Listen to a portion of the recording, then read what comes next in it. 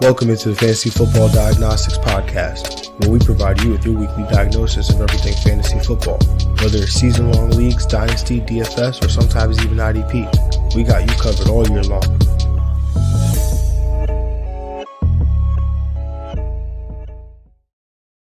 Let's do it. Let's get to it. Welcome into the Fantasy Football Diagnostics Podcast. And of course, I'm your host, John June. And on this lovely Wednesday evening, November 3rd, 2021. I don't know why I said it like that. It was weird. But either way, solo pod tonight. Greg's not here, but it's okay. Like I say every time, I'm a professional. Got this covered. I got you covered. Whether you're listening in podcast platform, Apple Podcast, Spotify, Stitcher, however it is you may be listening, we appreciate you. Whether you're listening or watching on YouTube, we appreciate you as well. So make sure you hit that subscribe button. Make sure you hit the notification bell, and make sure you keep getting this heat right here. But it's week 9, and we are coming up on that time, man. It's coming up on, we're more than halfway through the season. So you got, your records, you got to be hopefully 4-4, 5-3. But either way, whatever it is, you just, again, got to do whatever it takes to go 1-0, right? We got to start stacking up these wins. If you're below 500, focus on getting back to 500 and continuing to get a little win streak going here, right? It's we still got a decent amount of season ahead of us before we get before we get the playoffs. So, just make sure you just stay engaged, keep listening, keep watching, keep following the news. I mean, it's been a lot of it, especially today.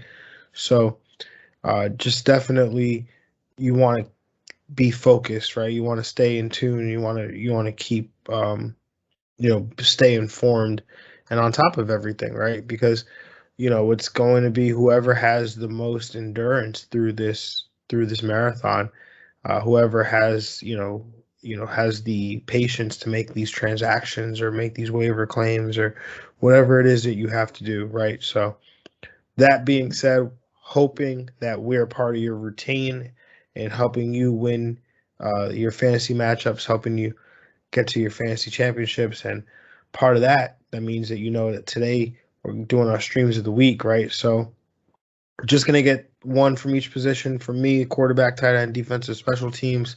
So starting with the quarterback position, and obviously we know Jameis Winston, he's out for the season with a torn ACL there.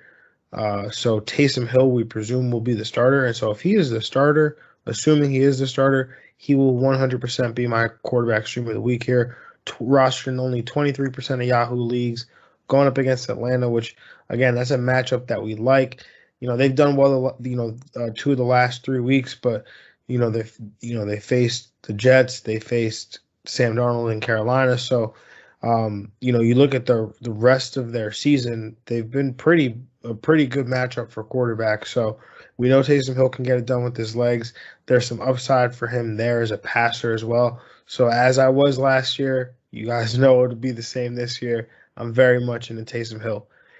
Moving on to tight end, my tight end stream of the week, Albert Okwuegbunam, the tight end from Denver. Noah Fant was added to the COVID list. He tested positive, so he will not play in this game against Dallas. And so Albert O will get my stream of the week here. Has a ton of opportunity here as the primary tight end. Last week in his first game back from injury, he caught all 3 of his targets, 34 yards. He's a freak, and y'all know I love that in my tight ends, that they gotta have some athleticism there. And the matchup isn't bad with Dallas, who's, again, middle of the road here against the position over the last 3 weeks. So really love Al O here. Moving on to my defensive stream of the week. And this one was tough. Not a lot of defenses out there. We kind of say it every week, but the LA Chargers, they are 27% rostered in Yahoo leagues, 1.5 or 1.5 point favorites here on the road against a Philly defense that I think they could probably force them into some sacks here, force them into some turnovers, and have an opportunity to have a productive day on that side of the ball. Moving on to Thursday night football, and this game actually has a little bit of intrigue. Obviously, we saw how the Jets played in their game against the Cincinnati Bengals. Taking me all out of my zone here, but the 2-5 New York Jets traveled to Indianapolis to take on the 3-5 Indianapolis Colts. 46.5 point total according to FanDuel Sportsbook. This line has a 10.5 point under. Or sorry, not 10.5 point under. This line, the Colts are 10.5 point favorites here. In terms of the weather here, this game's in a dome, so no concern there. In terms of injuries, safety for the Colts, Kerry Willis, he's out with a calf injury. Defensive lineman Tyquan Lewis, he's out with a knee injury, and that one sucked. I mean, my man he intercepted a pass, defensive lineman in coverage, intercepts a pass. He's running it back. You could see his knee buckle as he's running before he hits the ground, fumbles the ball. It's just a terrible way to go out, but wish him all the best in his recovery. T.Y. Hilton, he's out with a concussion. On the Jets side, they recently made a trade for Lauren Duvernay-Tardif from the Kansas City Chiefs, so he will not play in this game, being traded on such a short week. Bryce Huff, he's out with a back injury. Tevin Coleman, running back, is out with a hamstring. Corey Davis, wide receiver, he's doubtful with that hip injury. Zach Wilson, the quarterback, is out with a knee injury, so that means Mike White makes his second straight start. George Fant, he's questionable with an ankle. In terms of the game here, I'm going to take the under, going to take the Jets to cover 10.5, going to take the Colts to win. Obviously, this game does have some intrigue, like I was saying off the top.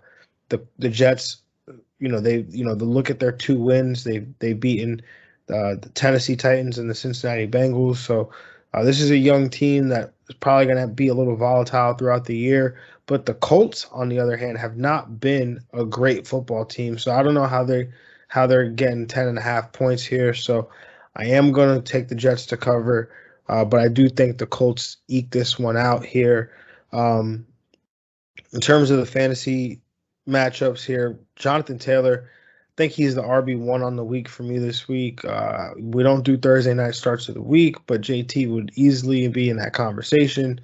Michael Pittman Jr., he's, been doing phenomenal things. I mean, the Jets have been, decent against wide receivers, but, my rule, 30% of the team targets is not, that's anytime I see that number, not getting stopped. And it's not like the Jets are phenomenal, very formidable defense in the first place here. So start Michael Pittman up.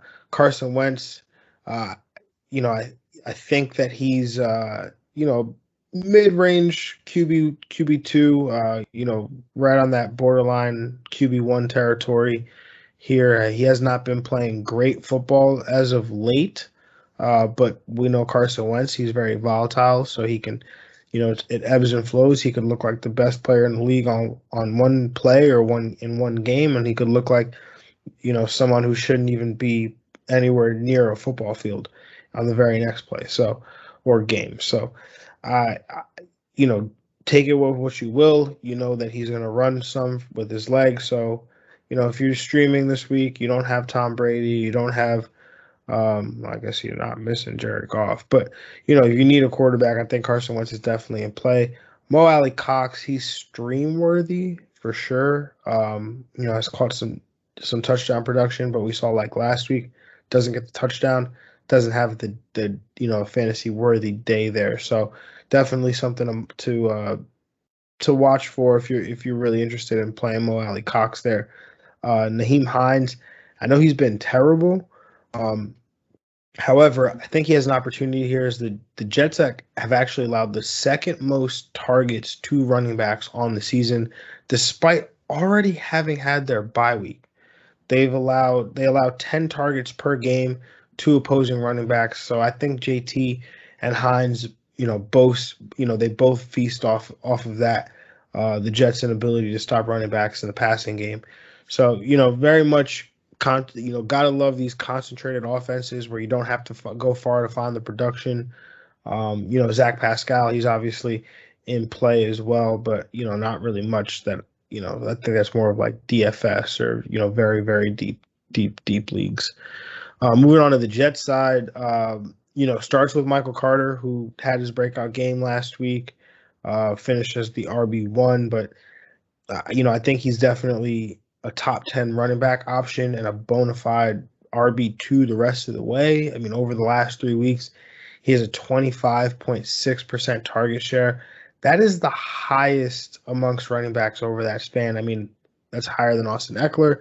That's higher than Alvin Kamara. That's higher than DeAndre Swift. That's higher than all these pass-catching running backs that we covet. And, this is coming from Michael Carter. So, again, gotta love that there. The Colts over the last 3 weeks, they seem like a bad matchup for quarterbacks, but they played in that monsoon game, in week 7 against Jimmy G. They played Davis Mills the week before that. So I think Mike White is in QB2 conversation in 2 quarterback leagues, but not really going much farther than that. As for the skill position players, Jamison Crowder at wide receiver will be the lead target getter. So if you're playing in PPR leagues, I think that he can be a valuable, wide receiver 3 or 4, low end, safe flex play. Elijah Moore, I think he's a deeper league flex play, having had his best game most recently as a pro. So there's definitely some fantasy intrigue in this one here. Curious to see how it all ends up. But would you look at that? About to get a sub 15-minute pod from your boy here. But yeah, we'll catch y'all tomorrow. We will be breaking down the 1 p.m. games. Greg will be here. And obviously, what I'm going to say now is that come back the day after for part 2, where we give out starts of the week, break down the remaining 4 p.m. games as well as the primetime games, and we play some Get Money. So until next time, being tomorrow, we'll catch y'all later.